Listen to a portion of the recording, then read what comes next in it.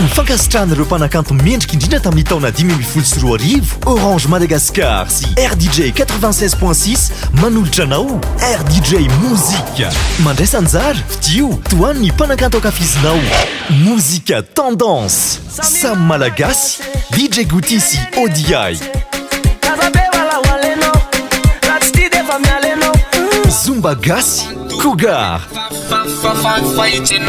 Baby Darlene, Jazz MMC sy Cage,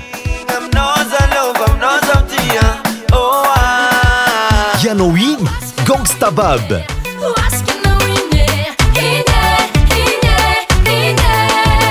Fall, Agrad sy Skies,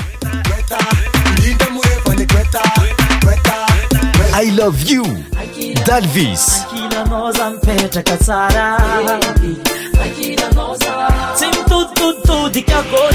Alefaso safidinao amin'ny SMS Orange 032 32 00766 na amin'ny SMS 033 56 00766 sy ny 034 34 00766.